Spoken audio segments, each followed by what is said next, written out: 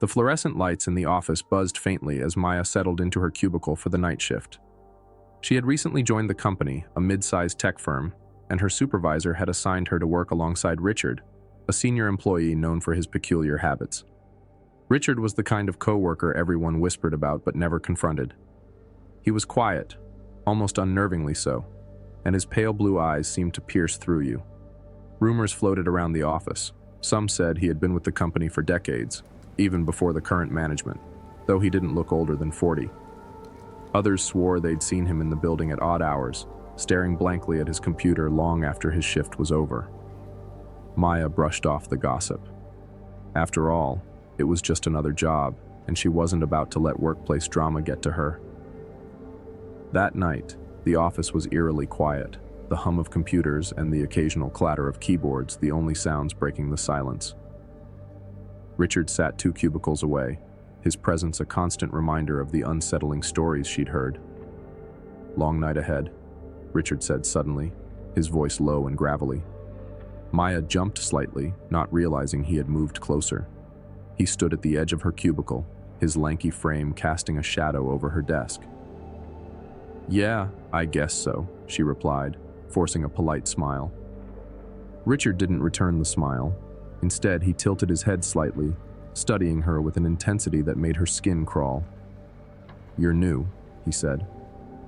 "Yes, just started last week," Maya replied, trying to keep her tone light. Richard nodded slowly, as if processing her words. "Be careful here. People change during the night shift." Before she could ask what he meant, he turned and walked back to his desk. Maya shook her head, dismissing the strange interaction. But as the hours dragged on, she couldn't shake the feeling that Richard was watching her. Every time she glanced in his direction, she caught him staring, his pale eyes unblinking. At one point, she decided to take a break in the break room, hoping to escape his unsettling gaze. The break room was dimly lit, the vending machine humming softly in the corner. As she poured herself a cup of coffee, she heard footsteps behind her. "Maya." Richard's voice came from the doorway. She turned to see him standing there, his face partially obscured by the shadows. "You should leave," he said, his tone urgent. "What are you talking about?" she asked, her voice wavering. "You don't belong here. This place... It takes something from you," he said, stepping closer. Maya backed away, her heart pounding. "I think you're overreacting. It's just a job." Richard's expression darkened. "You don't understand. They're watching. They're always watching." Before she could respond, he turned and left, leaving her alone in the break room. The rest of the night passed uneventfully, but Maya couldn't shake the feeling of unease. Over the next few weeks, Richard's behavior grew stranger. He began leaving cryptic notes on her desk, filled with nonsensical phrases like "don't trust the clocks" and "the walls have eyes." One night, Maya decided to confront him. She marched over to his cubicle, but he wasn't there.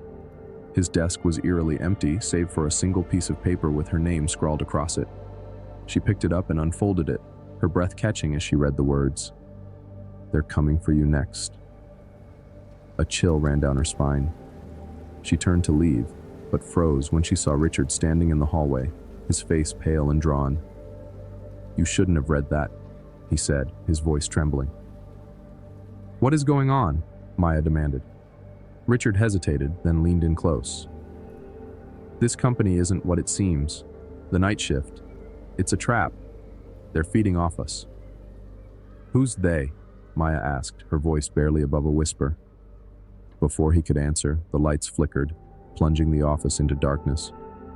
Maya's heart raced as she fumbled for her phone, using its flashlight to illuminate the room. Richard was gone. The only sound was the faint hum of the servers in the IT room. "Richard?" she called out, her voice echoing in the silence. No response. As she made her way through the darkened office, she noticed something strange. The walls seemed to pulse, as if they were alive. Shadows moved in unnatural ways, stretching and twisting as if they had minds of their own. Her phone buzzed, and she glanced at the screen. It was a message from an unknown number. "Run." Panic set in. She turned and bolted for the exit, but the hallway seemed to stretch endlessly, the door growing farther away with each step. The shadows closed in around her, whispering in a language she couldn't understand. Just as she thought she was about to be consumed, a hand grabbed her arm and pulled her into a side room. It was Richard. "They know you're here," he said, his voice barely audible. "But I can help you escape." "How?" Maya asked, tears streaming down her face. Richard handed her a keycard. "Take this. Go to the basement. There's a door marked Authorized Personnel Only. That's your way out." "What about you?" she asked. "I'm already lost," he said, a sad smile crossing his face. "Go." Now Maya didn't hesitate. She ran to the elevator and pressed the button for the basement. As the doors closed, she caught a glimpse of Richard standing in the hallway, the shadows closing in around him. The elevator descended with a jarring lurch, and when the doors opened, she found herself in a dimly lit corridor. The air was cold, and the walls were lined with strange, pulsating veins that glowed faintly. She found the door Richard had mentioned and swiped the keycard. The lock clicked, and she pushed the door open, stepping into a pitch-black void. For a moment, she hesitated, but the sound of footsteps behind her forced her forward. The door slammed shut, and she was enveloped in darkness. Maya woke up in her bed, sunlight streaming through the window. For a moment, she thought it had all been a nightmare. But when she reached for her phone, she found a message waiting for her. "You escaped. Don't come back." She never returned to the office. Months later, she heard that the company had shut down, the building abandoned. No one knew what had happened to Richard or the other night shift workers. But sometimes, late at night, Maya swore she could hear faint whispers in the dark, calling her back to the place she had barely escaped.